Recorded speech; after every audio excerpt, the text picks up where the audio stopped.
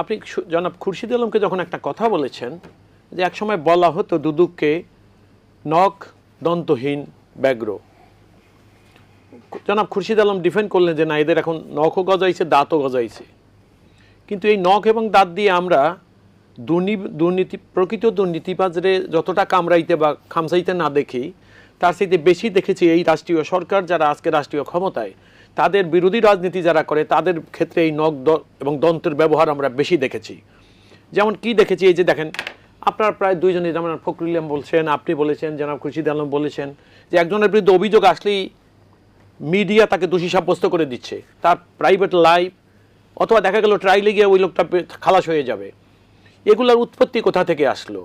আপনি দেখেন এরা এখন এই যে ক্ষমতায় বসে যে সকল প্রতিষ্ঠানের হেডরা দুর্নীতি করছে, রাষ্ট্রীয় ক্ষমতায় অধিষ্ঠিত সরকার, তাকে খেয়াল রাখতে হবে। এবং আমরা যারা দেশের নাগরিক আমাদের মনে রাখতে হবে রাষ্ট্রীয় ক্ষমতা দখল করার সময় এই সকল ব্যক্তিদেরকে ব্যবহার করে সরকার ক্ষমতা দখলে দুর্নীতি করেছিলেন কিনা।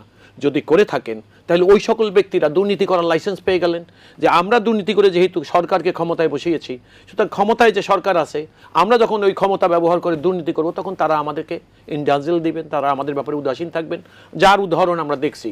এবং আপনি নিজেই বলেছেন, এনারাও বলেছেন 14, 18, 2009 নির্বাচনে কার কি ভূমিকা, সে কথাগুলো আপনাদের এখানে আসছে। ব্যবস্থাটা হল, বিষয়টা হলো কোনখানে দেখেন, যাদের এই যে আপনি একটা জিনিস বলছেন, ম্যাডাম খালেদা জিয়া, জনাব তারেক রহমান, প্রফেসর ইউনূস, এইরকম জাতীয়, ম্যাডাম খালেদা জিয়ার বিরুদ্ধে একজন প্রাইম মিনিস্টার, তার বিরুদ্ধে দুর্নীতির মামলা আসলো। মামলার বিচার চলাকালীন সময় দেশের সরকার প্রধান থেকে শুরু করে সরকারের সকল মন্ত্রীরা প্রতিনিয়ত জাতীয় টেলিভিশনে বক্তব্য দিয়ে যেতেন মামলা বিচার চলাকালীন সময়। অথচ আজকে দেখেন জনাব খুরশিদ আলমই বলতেছেন যে বিচার চলাকালীন সময় কারো বিরুদ্ধে পাবলিক মিডিয়াতে কোনো বক্তব্য দেওয়া উচিত না, যাতে তার মান ইজ্জতের হানি হয়। উনি বলছেন যতক্ষণ পর্যন্ত প্রমাণিত না হয়, সর্বশেষ আদালত, ওইটা উনি না, অর্থাৎ সর্বশেষ আদালত পর্যন্ত যতক্ষণ পর্যন্ত প্রমাণিত না হবে। আমি অনেক টকশোতে আপনার এখানেও বলেছি যে খালেদা জিয়ার সাজা হয়েছে, ইলেকশন করতে পারবে না। অথচ আমাদের সংবিধানের সংশ্লিষ্ট আর্টিকেল 66 সাব আর্টিকেল 2 তে বলাই আছে, 2D তে বলা আছে যতক্ষণ পর্যন্ত সর্বশেষ আদালত সাজা এক্সস্ট না করবে এবং মিনিমাম 2 বছর না থাকবে ততক্ষণ পর্যন্ত he or she will not be disqualified. কিন্তু এখন দেখেন প্রতিষ্ঠানগুলো কি করছে, যারা ম্যাডাম খালেদা জিয়াকে কোয়ালিফাই করবে নির্বাচনের জন্য, তারা সরকারের ইঙ্গিতে কি করলেন, তাকে ডিসকোয়ালিফাই করে দিলেন। আমরা যেসব জায়গায় আপিল করতে গেলাম সেখানে আমরা কিছুই পেলাম না। তাহলে বিষয়টা হলো এই যে এখন সরকার যদি তার বিরোধী রাজনৈতিক লোকদেরকে অভিযোগ এনে পাবলিক মিডিয়ায় যাদেরকে কোর্ট প্রসিকিউট করতে আছে তাদেরকে যখন প্রসিকিউট করে এইভাবে, তখন এবং এইসব করতে গিয়ে যাদেরকে ব্যবহার করা হচ্ছে, এবং এই ব্যবহারিতে আপনি লক্ষ্য করেছেন, আপনি দেখেন, আপনি হেফাজতের কথা বললেন, এই বেনজির সাহেব প্রতিদিন আমি ওনাকে মিডিয়ায় দেখতাম এবং উনি যে অশালীন বা ঔদ্ধত্যপূর্ণ কথা বলতেন আমি রাজনীতিবিদদেরকেও সেরকম কথা বলতে শুনি নাই। উনি বলতেন কি কারণে, ওনার মনে হয়েছে যে সরকার নির্বাচিত হয়ে রাষ্ট্রীয় ক্ষমতা দখল করে এবং সরকার একটা শক্তিশালী প্রতিষ্ঠান, এই কারণে যে জনগণ তাকে ভোট দেয়। কিন্তু আমাদের দেশের ক্ষেত্রটা ছিল ভিন্ন। আমাদের দেশে সরকার ক্ষমতায় আসে জনগণের ভোট ছাড়া, আর এই ভোটের ব্যবস্থা তারা করেছে, তারাই পরবর্তী সময় কিন্তু এই দুর্নীতির দায় তাদের ঘাড়ে এখন এসে গেছে এবং তাদের দুর্নীতির খতিয়ান বের হচ্ছে। এখন একটা জিনিস আপনি দেখেন, একটা ঘটনা বলি, এই বর্তমান সরকারের একজন প্রতিমন্ত্রী ছিলেন একটা মন্ত্রণালয়ে। আপনি যে কথাটা বলেছিলেন যে সরকার কোনো প্রতিষ্ঠানের বড় আমলা অপরাধ করলে তার সাজা হয় না, ক্ষুদ্রদের হয়, ছোটদের হয়। আমি রাজনীতিবিদরাও কত অসহায় সেটাও আপনাদেরকে বুঝাবার জন্য কথাটাই আমি আছি। সেই প্রতিমন্ত্রী মহোদয় 2টা প্লট নিয়েছিলেন, একটা তার এবং তার স্ত্রীর নামে, এবং তার মন্ত্রণালয় ওই সময় যিনি সচিব ছিলেন, আমরা পত্রিকায় দেখছি তার বিরুদ্ধে অভিযোগ হলো 6টা প্লট নেওয়ার। মজার জিনিস কি জানেন, এই বর্তমান সরকারের প্রতিমন্ত্রী তিনি, তার বিরুদ্ধে মামলা হলো, এখন পর্যন্ত তার মামলা চলমান। কিন্তু তার অধীনে যে মন্ত্রণালয় যে সচিব ছিলেন, আমি তাকে চিনি, আমাদের কন্টেম্পোরারি ইউনিভার্সিটি, আমি তার নাম বলছি না ইচ্ছা করে, তার বিরুদ্ধে মামলাও হলো না, তার কোনো সাজাও হলো না। তাহলে দেখেন আপনি যে রাজনীতিবিদরা, ওই যে ক্ষুদ্র কর্মচারী সরকারি, শুধু তারাই অসহায়তা না, রাজনীতিবিদরাও এই সকল ক্ষমতাবান আমলাদের কাছে অসহায়। অর্থাৎ এটার কারণটাও লিখে সরকারের কাছ থেকে একচ্ছত্র আনুকূল্য তারা কেন পাচ্ছেন?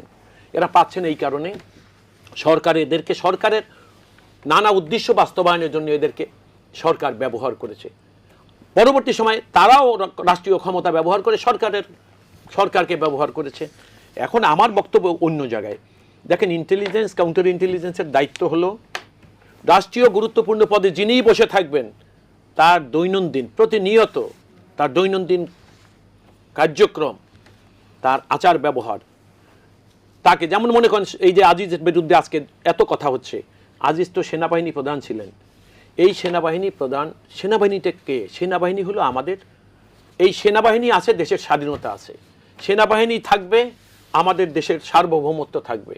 সুতরাং এই প্রতিষ্ঠানকে কারো ইচ্ছায় অনিচ্ছায় আমাদের তাদের ইমেজ বা চরিত্র মেলাইন হবে, এটা তো আমাদের কোনো নাগরিক হিসাবে কারো চাওয়া না। কিন্তু আজিজ সাহেব আজকে যে কাজটি করে গেছেন তার কথা মনে হলে কিন্তু বিবেকবান সৎ ব্যক্তিরা কিন্তু আজকে বিব্রত হচ্ছে।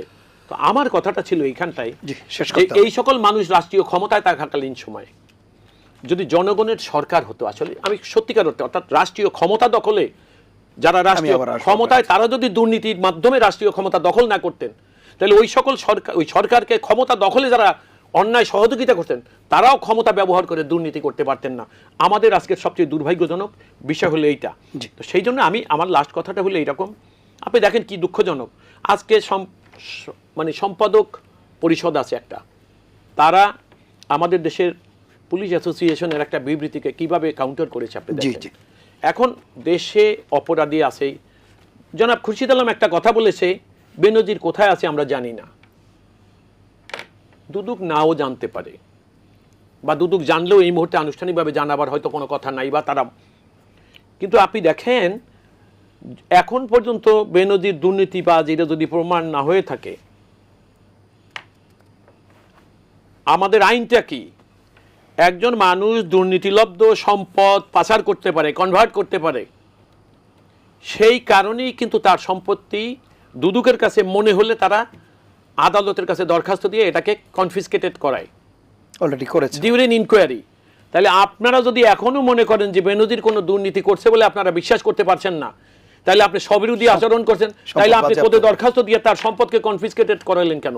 তাহলে বিষয় হলো যে আপনারা যা কথা বলেন আর আপনারা যা কাজ করেন, এ প্রত্যেকটাই আপনারা যত নামে এই প্রতিষ্ঠানকে আপনারা স্বাধীন বলতে চাচ্ছেন, এই প্রতিষ্ঠান স্বাধীন হিসাবে কার জন্য কাজ করতে পারছেন? অর্থাৎ এই দুর্নীতি দমন কমিশনের, ম্যাডাম খালেদা জিয়ার সরকার দুর্নীতি দমন কমিশনকে স্বাধীন কমিশন করে গেছিলেন, এবং এই দুর্নীতি দমন কমিশন স্বাধীনভাবে কাজ করতে কারা অন্তরায়? নিশ্চয়ই অত সাহস জনাব খুরশিদ আলমের নাই যে তাদের নাম বলবে।